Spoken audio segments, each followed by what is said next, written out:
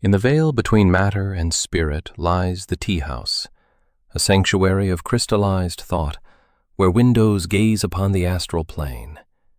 Here great souls convene when humanity teeters on the edge. Today, 5 of history's greatest luminaries answer the call, witnessing a world of boundless connection yet profound isolation. Artificial intellects amid crumbling human bonds, floods of data drowning out wisdom. They gather to observe, to converse, to guide.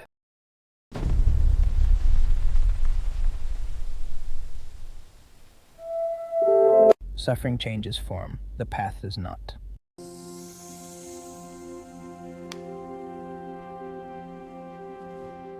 Where 2 or more are gathered, truth has a chance.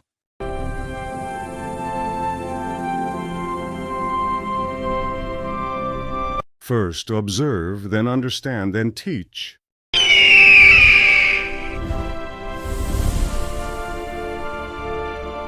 Each age believes their crisis is unique. It rarely is.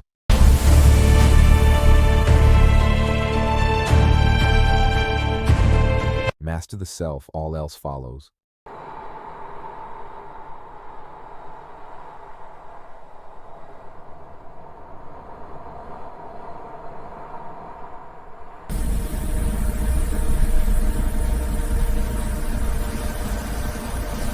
What are they doing? Motion without purpose is not life, it is just drift. Their posture is defeat, shoulders collapsed, necks bent. No warrior could fight like that. They've surrendered their bodies to those glowing rectangles. Look at their eyes. Do you see? They are hungry, desperately hungry, but they're eating something that cannot nourish them. Tanha, craving. They scroll for satisfaction, but each scroll breeds more craving. The act that promises relief creates more need.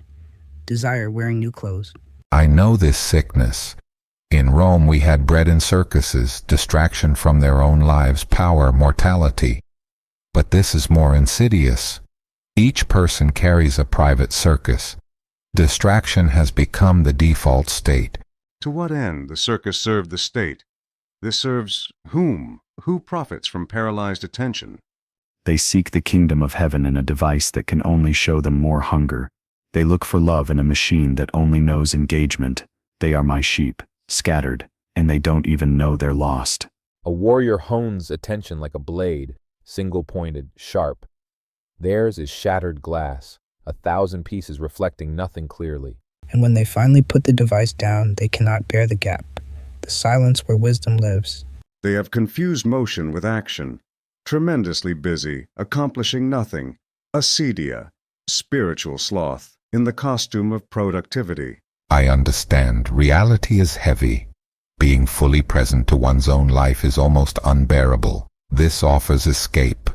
I longed for such escape in the purple, anywhere but the throne, anyone but myself. Yes, but escape from the self is not the same as transcendence of the self.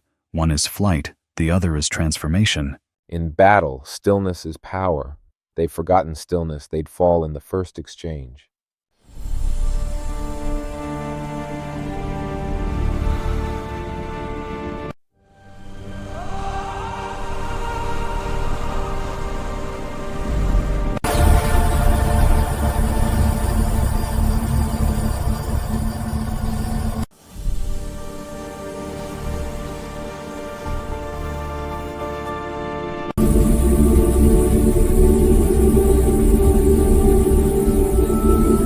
They've externalized identity. The mask is no longer a public tool removed in private. The mask has become the self they believe they are. They polish the outside endlessly, yet never tend the heart. The soul becomes dyed with the color of its thoughts. I wrote that. Here, the soul is dyed with others' thoughts about them. They've handed their sense of self to a mob that does not know them. Reputation without substance is smoke. In my time, a name was forged in real contests, proven skill. This is the appearance of life, instead of life itself. One stranger's opinion from a person they will never meet can shatter their peace. The constructed self is so fragile, it must be constantly fed from outside. ego fed by crowds becomes fragile. One blow, and it shatters. The examined life has become the life examined by others. Socrates would be appalled. They do not ask, am I living well? But do I appear to be living well? Let he who is without sin cast the first stone. Yet here everyone has infinite stones and no one believes they are a sinner. The mob has gone digital. This is the ugliest part of human nature, mob psychology, the lust to destroy, the pleasure of righteous anger, given infinite reach and no consequence. In Rome, the mob had to gather in one place. Here it forms instantly, ruins a life, and vanishes before reflection arrives. Yet they too suffer. Attacker and attacked, caught in the same wheel. Anger burns the holder first. They are on fire with rage and mistake it for righteousness. And truth? In Athens, ideas were tested through argument seeking the real. Here, truth appears to be decided by volume, repetition, and emotion. Truth becomes whatever serves the tribe. I pity them. I know the hunger for approval. The emperor's curse. You can have millions adoration and still be empty. They think more followers will fill the void, but the void is inside. Nothing external can touch it. Empowerment is the pitch, but dependency is the game. They have ears but do not hear, eyes but do not see, walled in by their own opinions and calling it a world view. How can truth enter a fortress?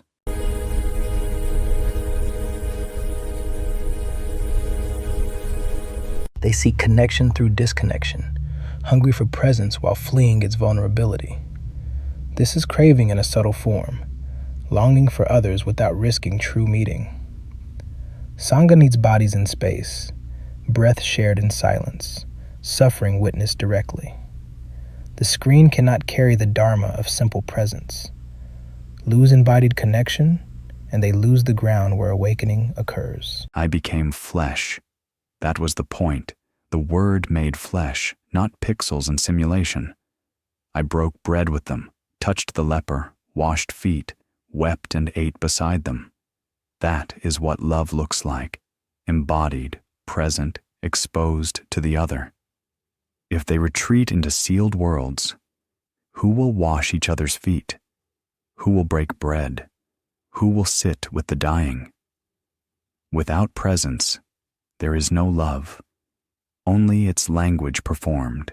The Polis requires gathering. Philia, true friendship, requires shared life, not just shared information. Eudaimonia, the good life, cannot exist in isolation. Humans are political animals by nature, made for face-to-face deliberation, shared meals, physical community. No community survives without shared life. I wrote my meditations in solitude, yes, but I ruled humans I could see, touch, and lead in person. Even in my inner citadel, I knew myself as part of a whole. This is not solitude that strengthens, this is isolation that weakens. The Stoic seeks inner freedom, but lives in community. Without physical connection, there is no arena for courage, justice, or wisdom. You cannot practice virtue alone with a screen. A warrior trains alone, but fights with others. Learns from a master's physical presence, not from words on the surface. Transmission flows body to body, spirit to spirit. Lose embodied presence, and they lose the ability to truly learn, to truly know, to truly stand with another. This is defeat, trading living contact for digital ghosts. You cannot learn the way from a screen. Training alone has purpose. Living alone does not.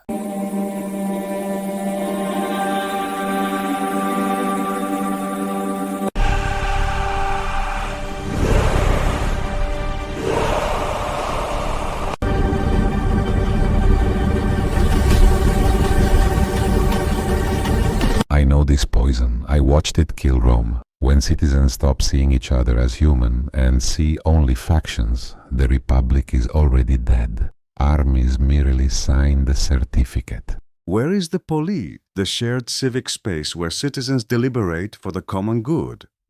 I see only tribes. Worse, tribes that meet only to fight. Two armies facing each other, neither knowing why they fight. They raise swords because the other raises swords. That is not strategy, that is madness. Love your enemies. Pray for those who persecute you. I taught this. Yet here they've made politics into religion and opponents into heretics to be destroyed.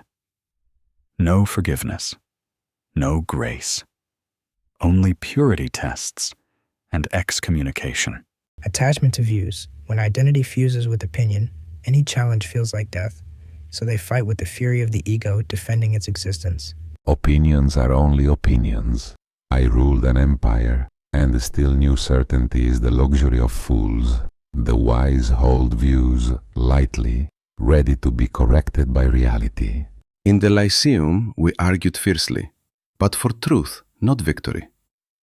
Here, truth is whatever serves the tribe. That is not philosophy. It is sophistry, rhetoric without wisdom. The warrior who fights only to prove he's right is already defeated. You fight when needed, with precision, then return to peace. These people live in permanent war. They will exhaust themselves. They've forgotten the simplest thing. The other is not your enemy. The other is your neighbor, your brother, made in the same image. They see only threat, difference, reasons to hate. And neither side is happy. Even the victors look exhausted and angry. Righteousness is not peace. Defeating an enemy is not liberation. The wheel turns and suffering continues. The barbarians did not destroy Rome. We destroyed ourselves. When we called fellow citizens barbarians, when public virtue died, when each sought only factional gain. I'm watching it again on fast forward. But what's causing it? Our factions formed around true philosophical disputes. Here it looks almost arbitrary, like sports teams. The algorithm. It learns outrage, drives engagement, so it feeds them rage. The business model is to make them angry, because the angry scroll more. They've monetized tribal instincts. Everything we hear is an opinion, not a fact. Everything we see is a perspective, not the truth. I would tell them this, but they are too busy shouting. This is the tyrant's dream. A people so divided, they cannot unite to question power. As long as they strike sideways, they never look upward to see who profits. Forgive them.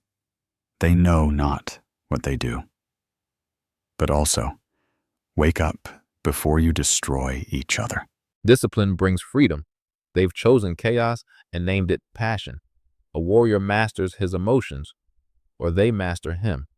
Here, emotion rules. They are addicted to hating the other side, like they are addicted to scrolling. Same mechanism, same suffering. They cannot stop, though it brings no peace.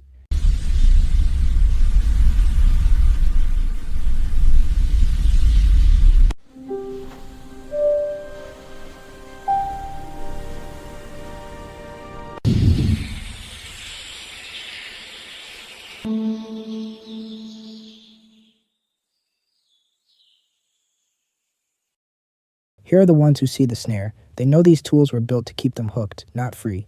Yet they choose to touch them lightly, not cling. Craving says more, wisdom says enough. Listen to the story this age tells them. You are empowered. You have a voice. You can do anything if you stay plugged in. That is the pitch. But the game is dependency on the feed, the brand, the platform. These few are saying, no, I will use this, but I will not bow to it. They treat the device as they would a weapon or a tool, learn its strengths, know its dangers, and put it away when it begins to use them.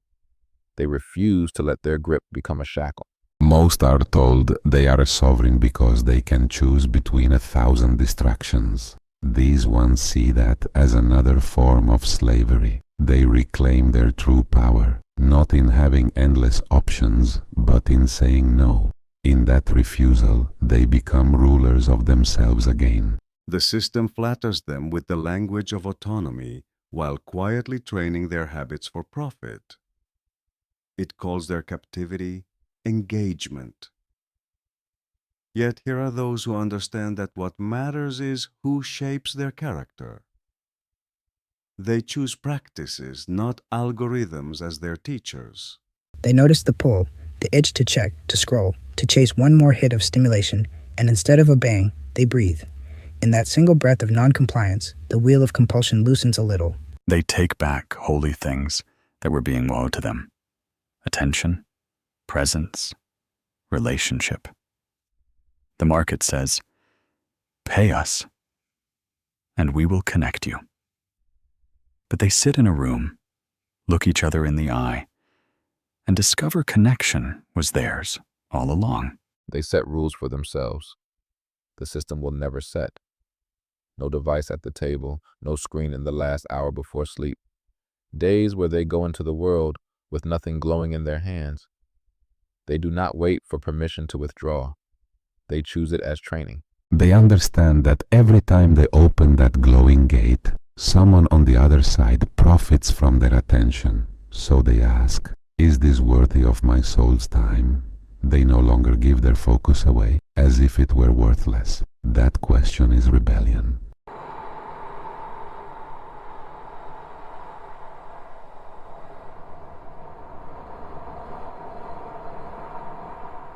So, what do we tell them?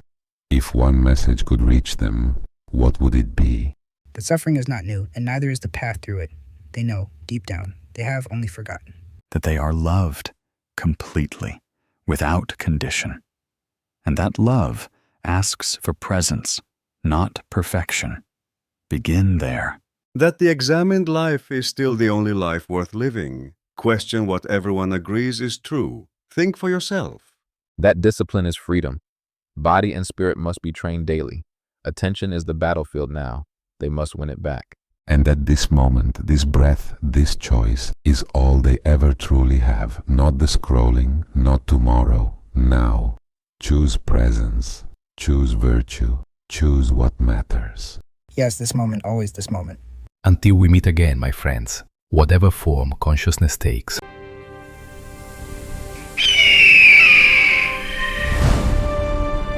Fascinating.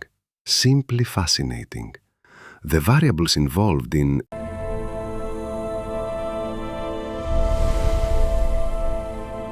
The way continues, in all times, all forms. Walk it well.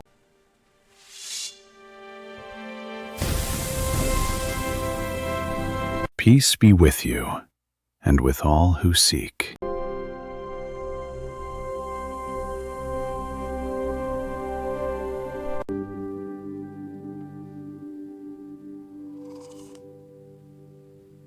Gone, gone, gone beyond, gone altogether beyond.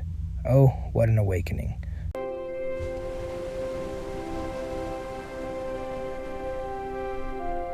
Below, someone turns off their phone, takes a breath, and feels it.